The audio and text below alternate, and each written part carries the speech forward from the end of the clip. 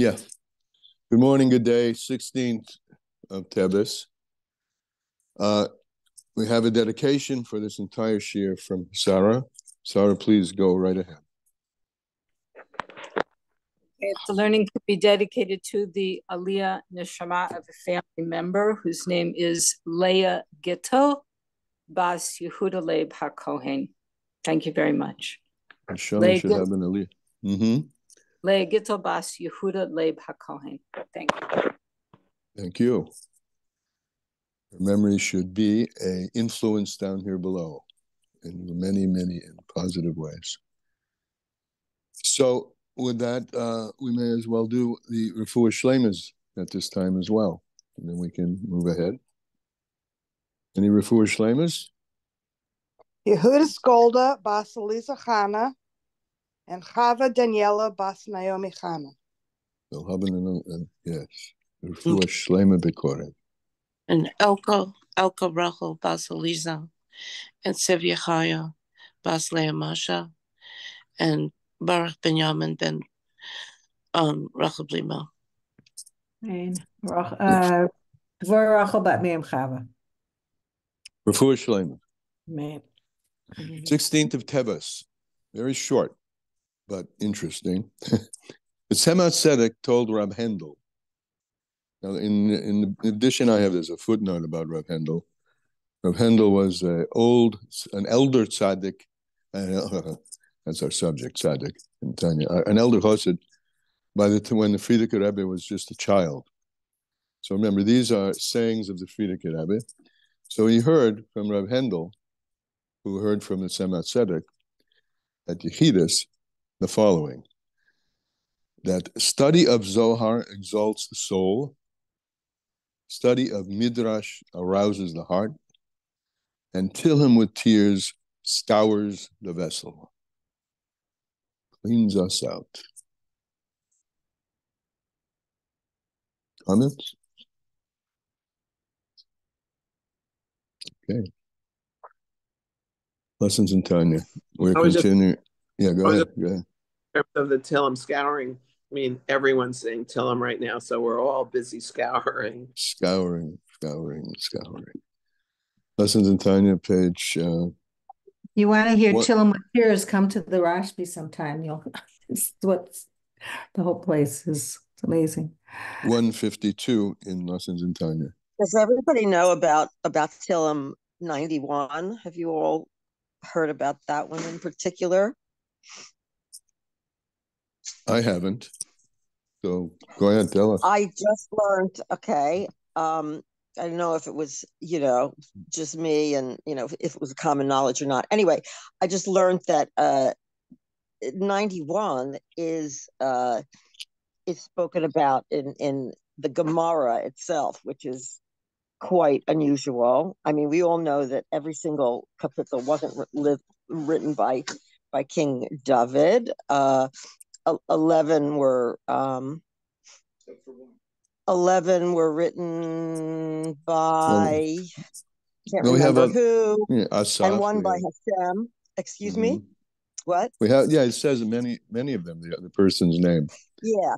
But anyway, this 91 is I think perhaps the only one mentioned in the Gemara, which is a powerful thing in itself, and that it is in particular maybe the best one to be said for protection against attack. Okay. So, thought I'd mention that. Good, very good. Thank you.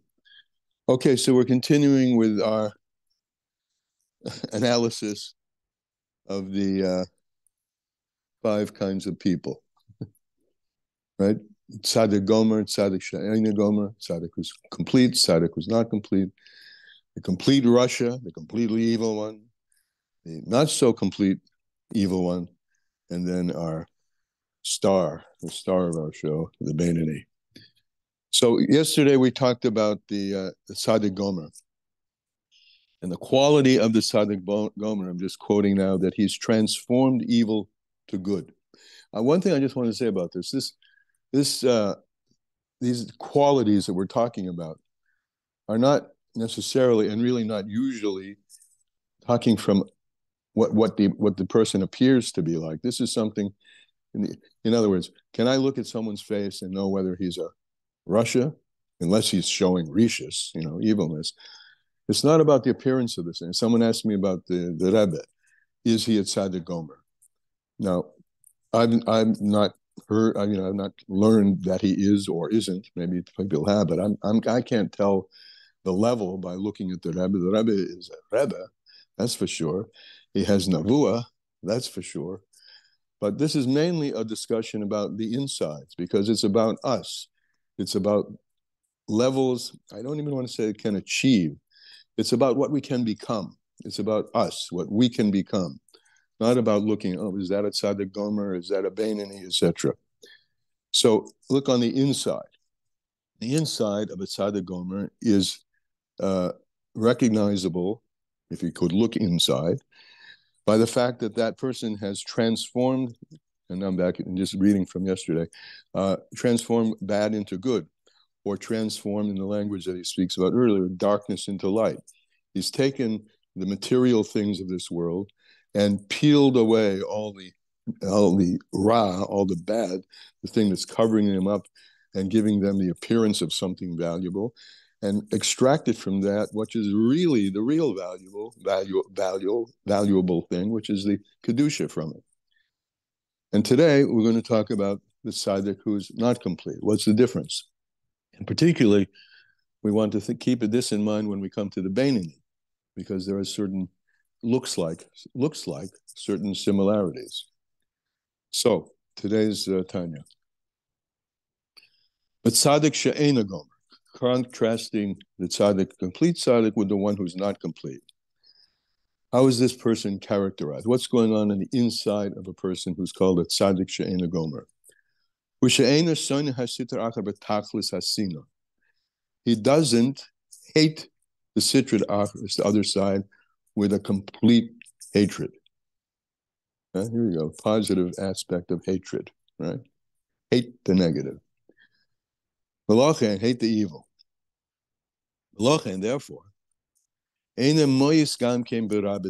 Therefore, he doesn't find evil. Now, again, we've mentioned this many times. What's evil, al pitanya? Evil is anything that's not kedusha, anything that we call sitra achra, the other side, not kedusha. He doesn't hate that with a complete hatred. It's not moyis, disgusting. Eina moyis. He doesn't find it completely disgusting, bara, 100%. And as long as that hatred and disgustedness is not complete,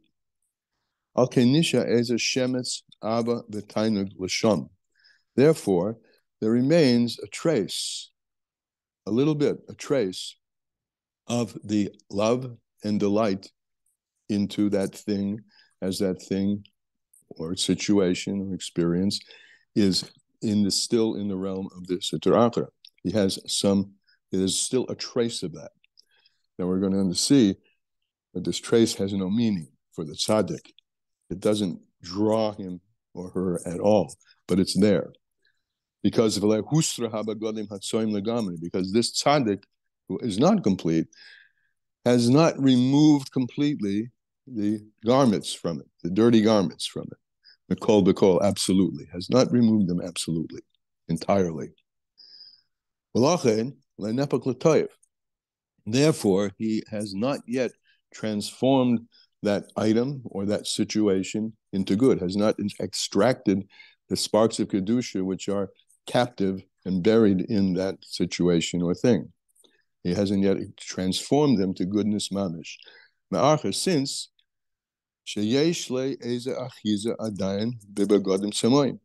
because there is some presence, literally some grasp, some presence in these dirty garments. And this is the tzaddik she'eina gomer. The ra is present, but it's completely, and I want to emphasize the word completely, because we're going to have to think about the difference between this and the beinoni, where the ra is also present.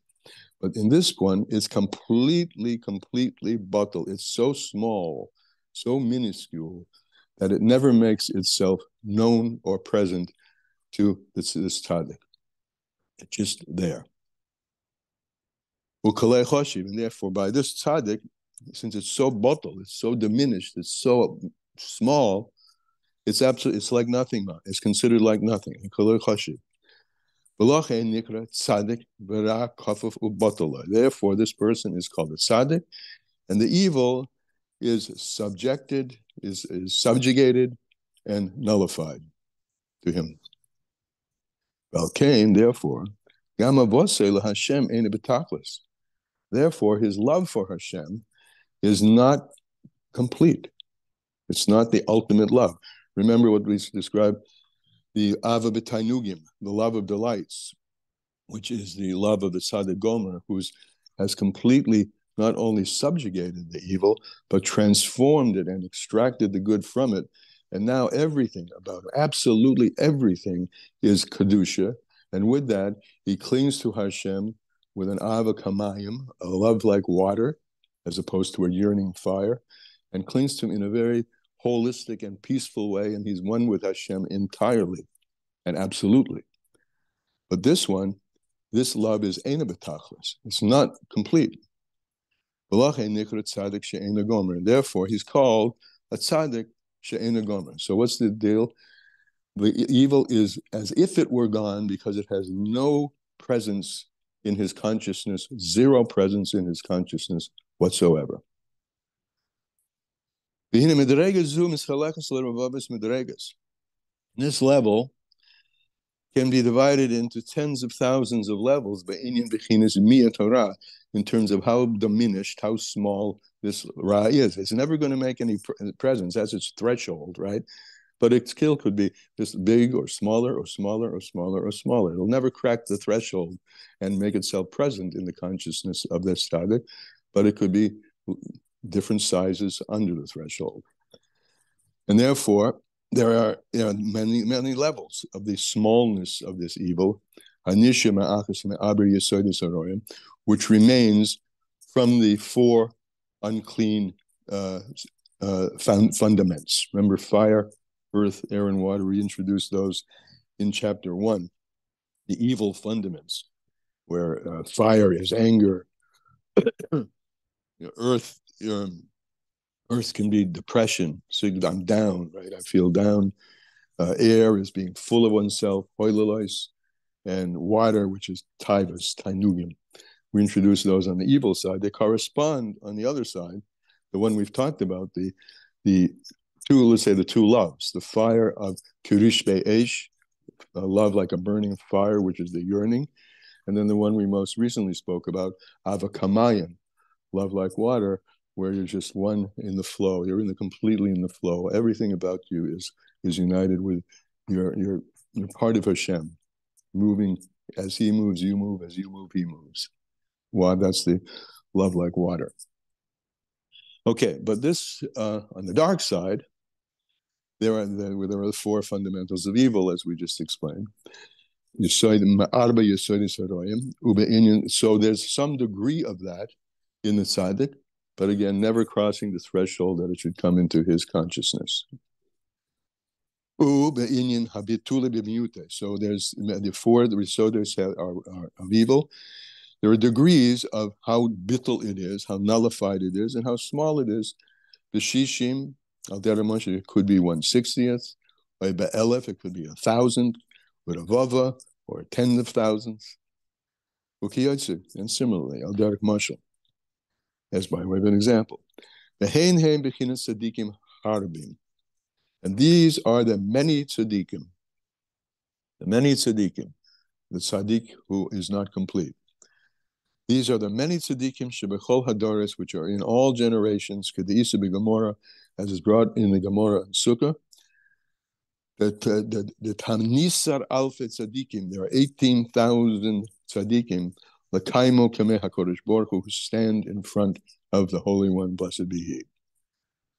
Achal mailas tzaddik gomer, when it comes to the complete tzaddik, Husham Rashbi, this is what the Rashbi says, Zohar, Re'isi b'nei Aliyah, I have seen literally children of elevation, meaning the people, the Jew who is at the highest level, v'hem muatim, and they're very, very few.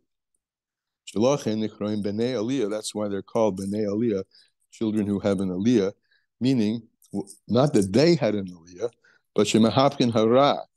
They've transformed the evil, Umali Moiso, and elevated it Kedusha. That's the Tzaddik Gomer, who is few. There are very few of them. The Isa B'Zohar is brought in the Zohar, B'Hakdama, in the preface. This following is brought in the preface of the Zohar. Rabbi Chaya la'alos lahechel Rashbi, Rav Shimon ben Yochai, when Rabbi Chaya wanted to go up into the chamber of Rav Shimon ben Yochai, Shama kola nafik, he heard a voice go out, the Omar, and the voice said, Man di those of you, and he means only those of you who have transformed darkness into light,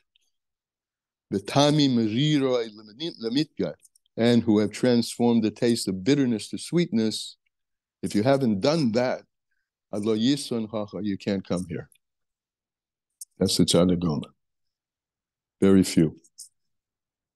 And that's the end of today's Chitas, my friends. Comments?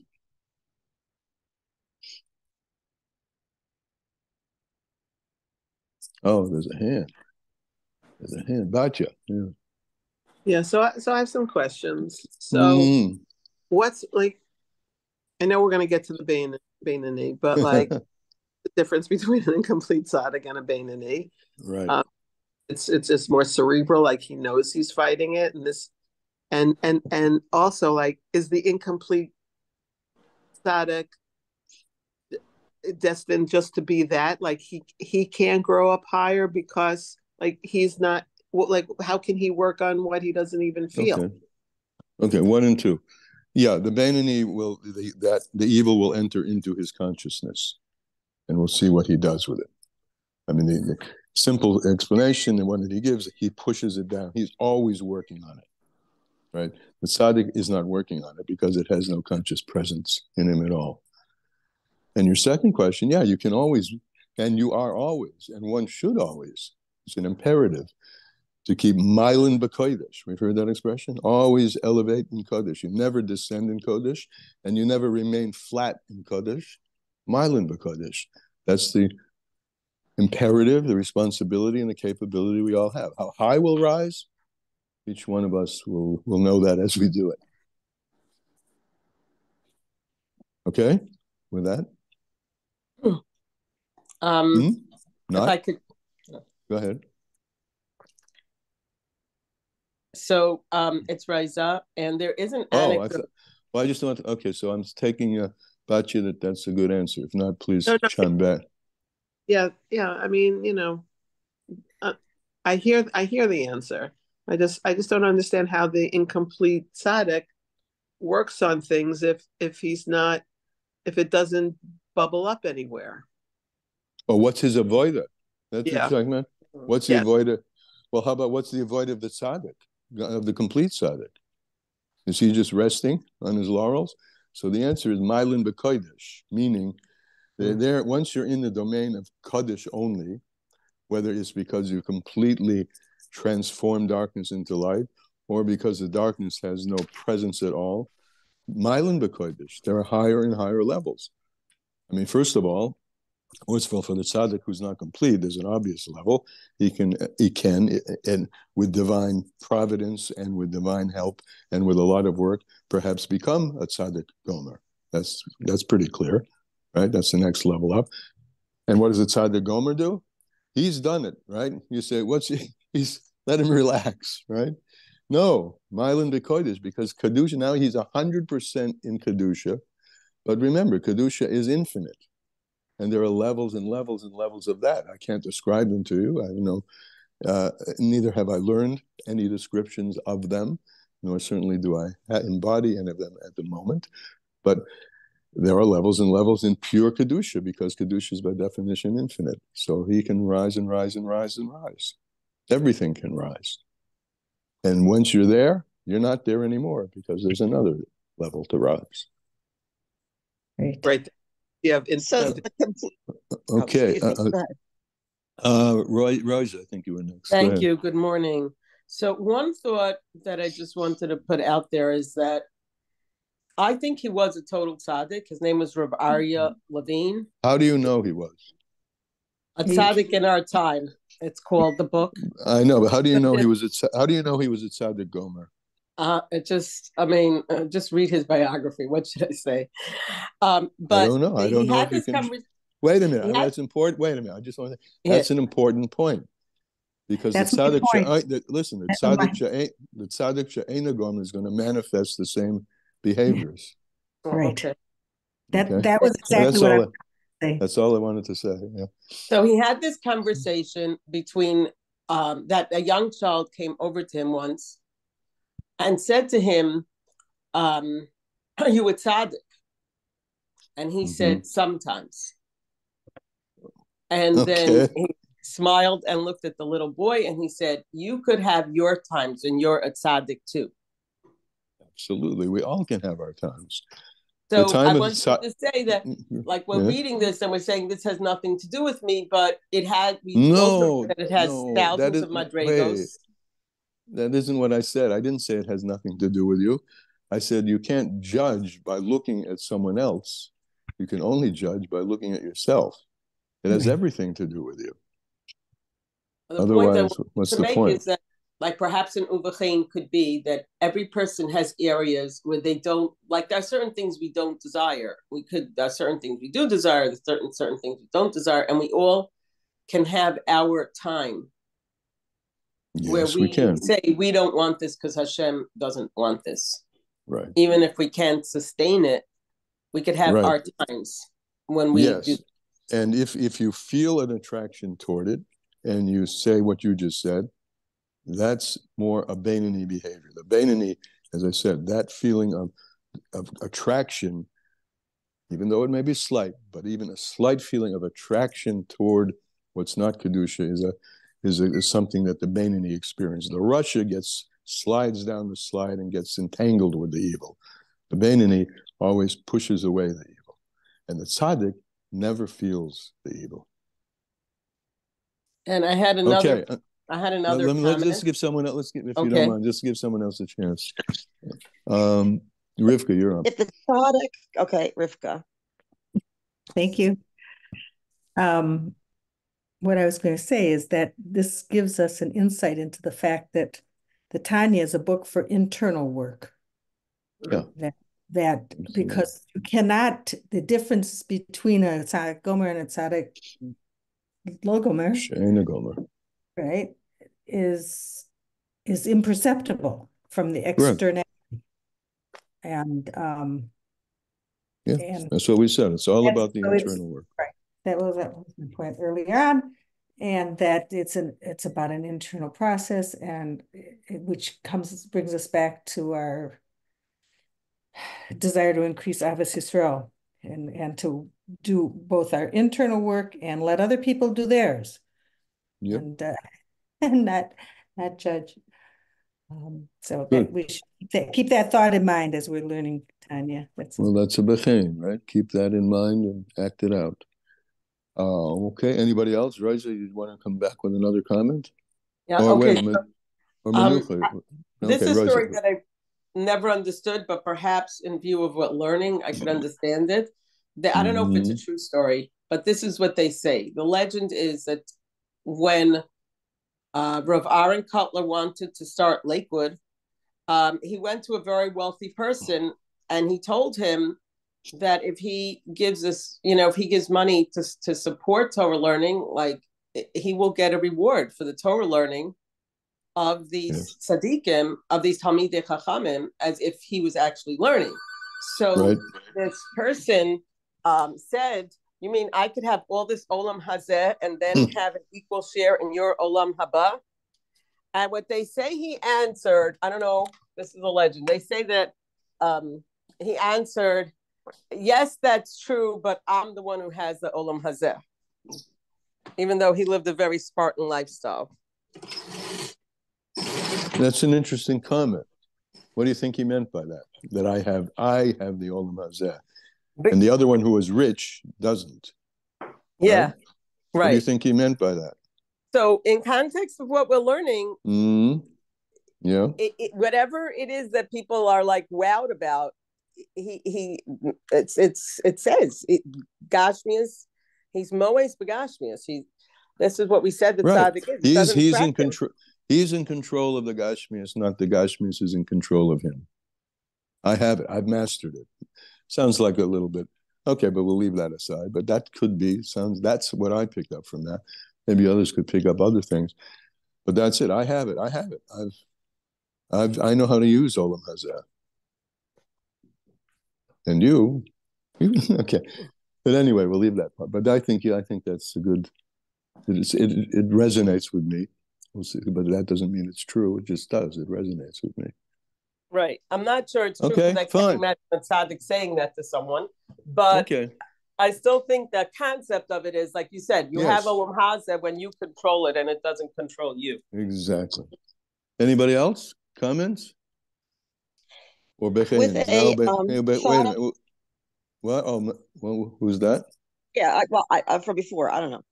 For Tzaddik Gomer, what happens with Bechira? It sounds like there isn't any. Of course there's Bechira. Well, if he's all Kedusha, so what? But it ain't like what automatic. What does that look like? He's not on autopilot. He's constantly choosing to go higher and higher. He's never attracted to going lower, but he also has to exercise his Bechira to make choices to get higher and higher. B'nai Aliyah. I've seen the B'nai Aliyah, right? Those who are transforming darkness into light, and they are few. That's his avodah. Transforming darkness into light, because he's never, ever going to get captive by the darkness. So as right out in this story of Rav Aaron Copley, he's in control of it. Now, choose to continue to exercise that and raise the world higher and higher and higher and higher.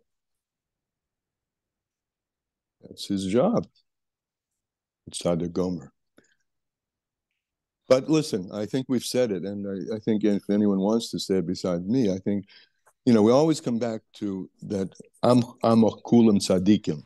We have the point of tzaddik within us, right?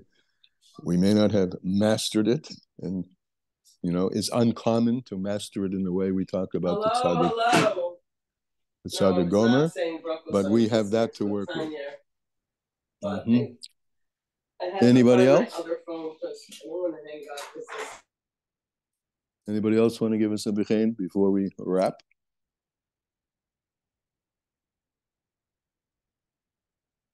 Then it's a wrap. We'll see you tomorrow, Yimir Tashem. Thank you. Bye-bye.